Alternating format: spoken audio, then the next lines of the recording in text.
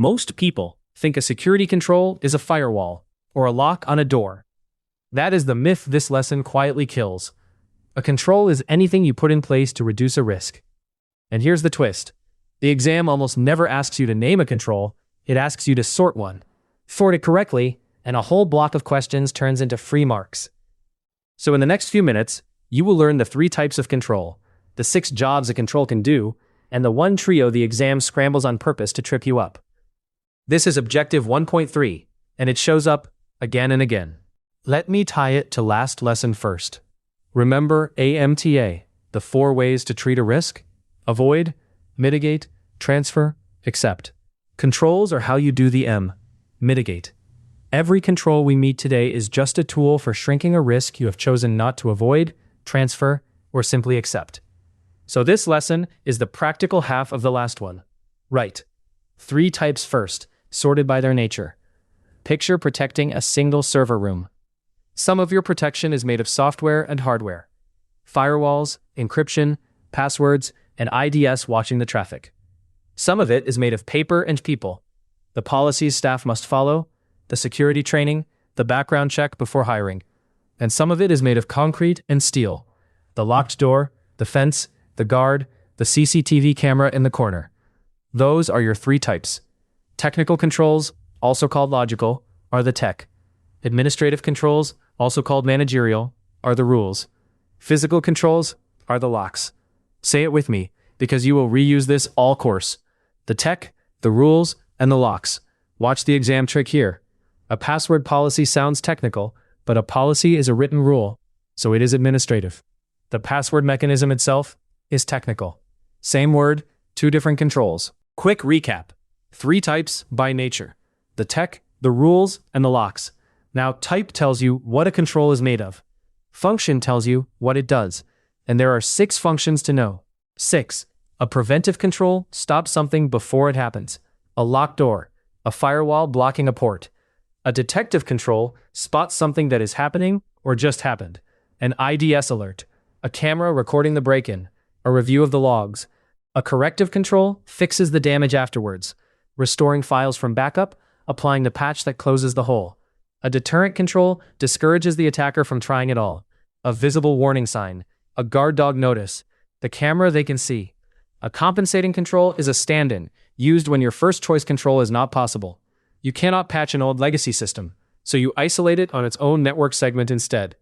And a directive control tells people what to do.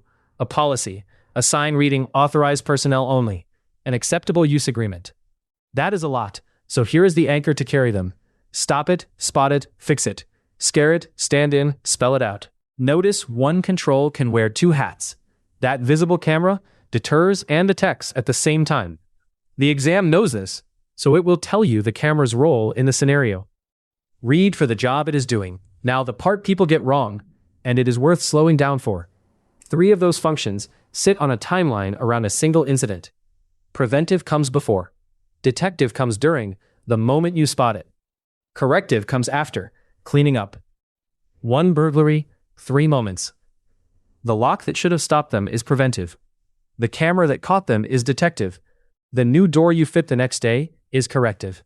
If a question gives you a timeline, ask yourself, before, during, or after. Let us test exactly that.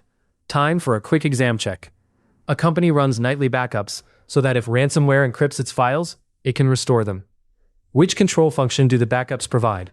A. Preventive. B. Detective. C. Corrective. D. Deterrent. Pause the video and pick your answer. Ready? The answer is C.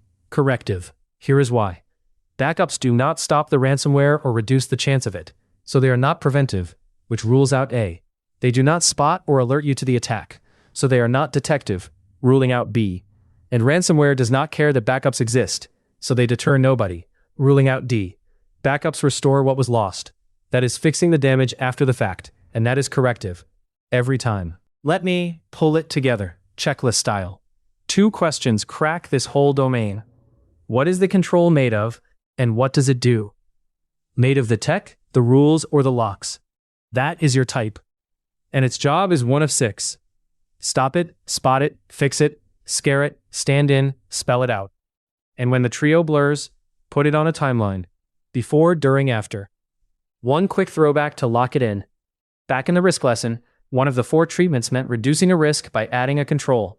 Which one was it? Say it out loud. Mitigate. And now you know exactly what those controls are and how the exam wants you to sort them. So the trio that catches everyone, preventive, detective, corrective, you can now separate on site. If that clicked, subscribe, because Domain 1 is landing in pass order. To drill control questions until sorting them is a reflex, head to certcrush.app, where the CC question bank is full of them. Next lesson, we leave the machinery behind and meet the rules you personally must follow. The ISC2 Code of Ethics, 4 canons in a very particular order, and the exam cares about the order.